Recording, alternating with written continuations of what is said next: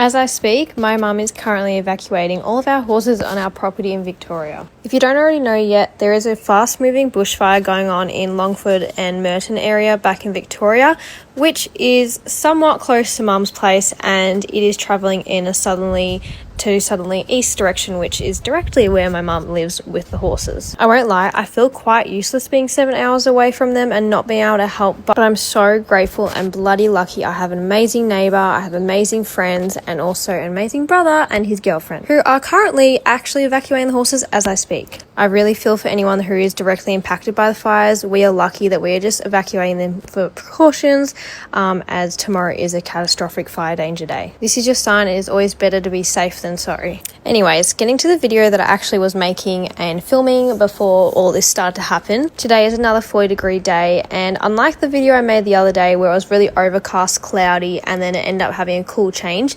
today and yesterday and tomorrow and next day are all 40 plus, 40, like up to 44, and the sun is completely out. No cloud in sight. So it is stinking hot and the sun bloody hurts. I'm very lucky to have stables at my adjustment that I'm allowed to use, and I decided to bring them in during the day for these hot days because they don't have amazing shelter in their paddock, and I hate seeing them just stand there in the sun. It makes me so sad. So what I'm currently doing is seeing them 3 times a day. I put them in the stables at 5 a.m. before I start work in the morning. And then at about 2 p.m. I finish work, so I get to them between 2:30 and 3, which is what I'm doing here.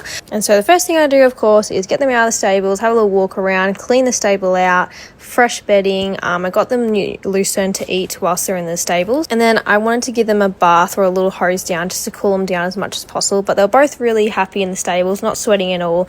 And again, another perk of being a Hong Kong horse is that these horses are so used to being stabled that they stable amazingly. I'm a huge person in making sure my horses always have forage, so big hay nets and topped up hay nets 3 times a day is a priority. Other things I do to make sure my horses are okay in this heat is lots of salt in their feeds.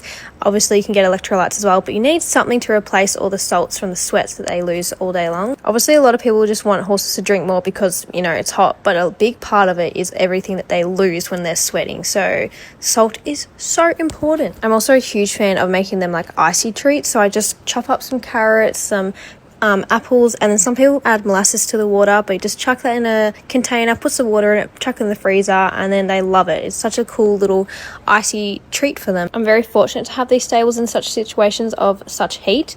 However, at home when I did not have stables, I would do things like obviously refill their water as many times possible, make sure their water is in the shade, so if you can possibly move your horse's water to the shade, do that. And then I even seen some people put blocks of ice or like containers of ice in their water to cool the water down. That's really smart. I haven't done that, but that is really clever. When they go back out into their paddocks during the less hot days, I might try that because I always find their water does heat up pretty quickly. But yeah, so I just gave them both a little hose down and fresh bedding, and they were happy as ever. I'll come back out at 7:30 to let them out into their paddocks when the sun's going down.